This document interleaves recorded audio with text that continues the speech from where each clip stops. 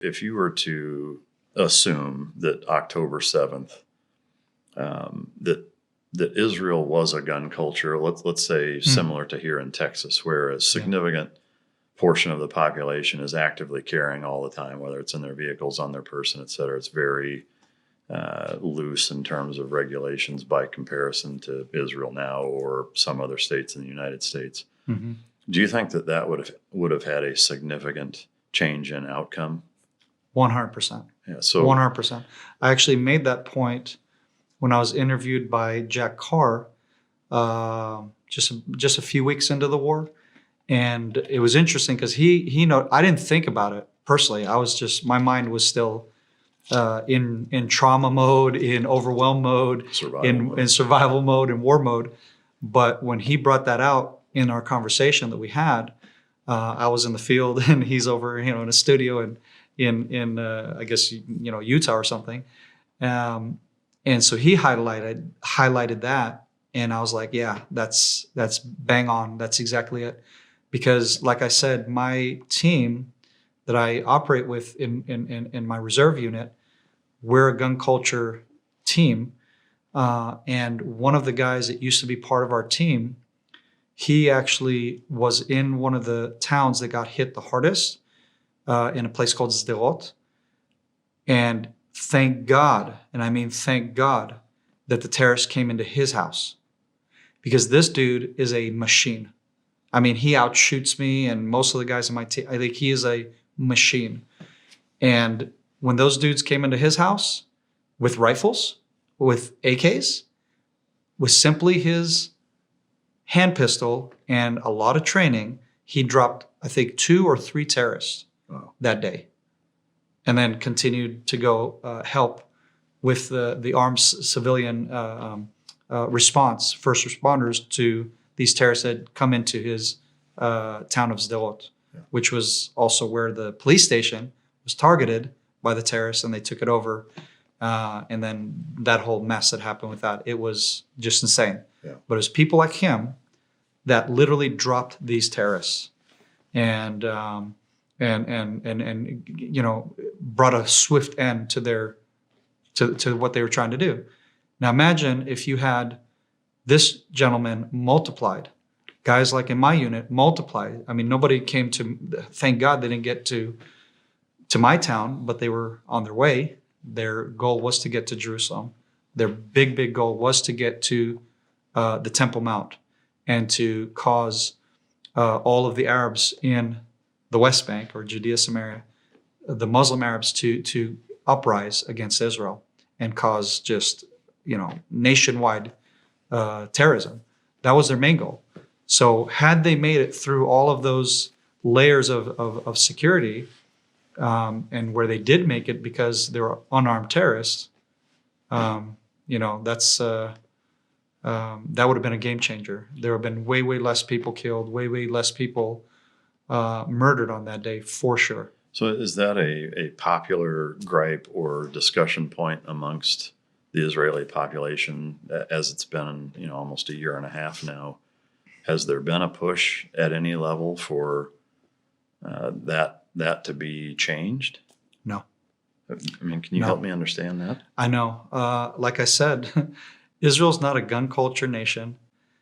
And so unfortunately, I haven't heard the debate. I could be wrong, right? Because again, I don't watch the news, mainstream news.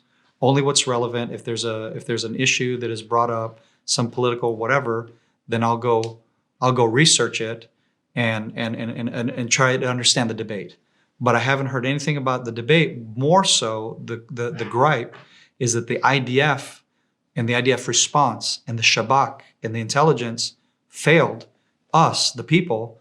And so the concept and the mindset is still us needing to have a bolstered military response and better intelligence, instead of I need to arm myself, I need to get training, I need to be that person who is going to engage with terror when it comes, and if it comes, and the concept of no one's coming, which is like, again, my guys my group of friends, that's our mindset. No one else is coming, which it was almost something that we actually, that I almost put on our challenge coin actually, but then we just kept the motto, which is we have a motto in Latin, which is where there isn't a way, we'll make a way. But I almost put that in there, that no one else is coming, because we've repeated that amongst our guys so many times, because we're also that we're that unit, that if we're there, if we're coming to be that support element to whoever's on the very tip of the spear, brother, no one else is coming. Like if we don't make it to you, that's a total loss. That's a bad day. And so it's just I think it's just our unit's culture and mindset of readiness and what have you, which is also my message actually of what I'm trying to bring to Americans to understand, because you all do have a gun culture. You do have a certain level of readiness, and you have your preppers and your this and your that. What I would like to help bring as an extra level of angle and understanding is that if you do have a weapon, you have to make sure, because your life depends on it, in my opinion, because of what's coming. You have to make sure you get good training. And as you know, as an American who lives here, there's tons of instructors who think they know what they're doing. And we've all seen the videos with this moron that almost shoots either himself or one of the people he's supposed to be the instructor for, teaching them how to shoot, so-called. And you're like, oh my God, this guy's going to get somebody killed.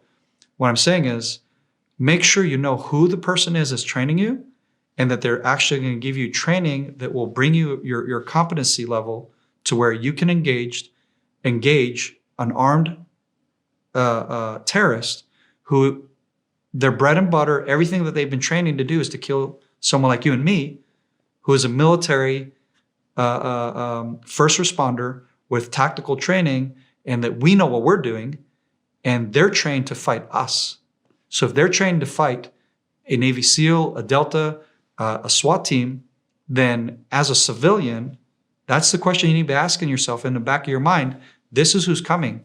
This is who's going to carry out an October 7 version attack in the US. And this isn't a question of maybe, perhaps, conspiracy. This is hard intel, that this is what they're planning for America. So are you ready? And not just to make holes, but to plug holes. Not first aid kit, trauma kit. Learn the language, IFACs, whatever. Learn the language, learn the concepts between what is a good trauma kit versus what's trash, what's etc. What kind of rounds to get, right? Ball ammo versus something that's going to have much more inertia and shock when it hits the dude when you hit him, right? Versus go straight through and maybe kill somebody that's behind and wound and whatever. You guys have sheetrock walls versus we have cement walls and where I live.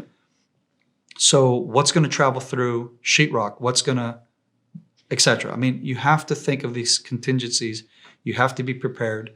You have to be ready to understand that what is coming, you're most likely not ready for. Yeah. You're normal American. Yeah. And my message is one and the same for Israelis, because who says that October 7th is going to be the one and only attack of devastation that they had done, right? And they're not going to repeat it, especially as this war has continued, and they've literally have only gotten a lot of their way, yeah, right?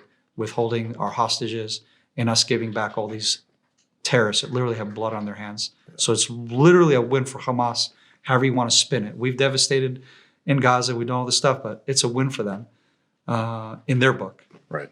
It's hard for me to understand post-October 7th that the mentality is still that it has to be one or the other. It's either the government and a bolstered military and intelligence component needs to be beefed up, and why not both? Like that's one of those things where, like, if that doesn't wake a society up to saying, hey, it's not either or, like it's an onion, or it's like cold weather, like you want as many layers as possible. make it as difficult as possible in every way that we can Yeah. for October 7th to be repeated. Yeah. It's hard for me to understand why that isn't the case, I guess.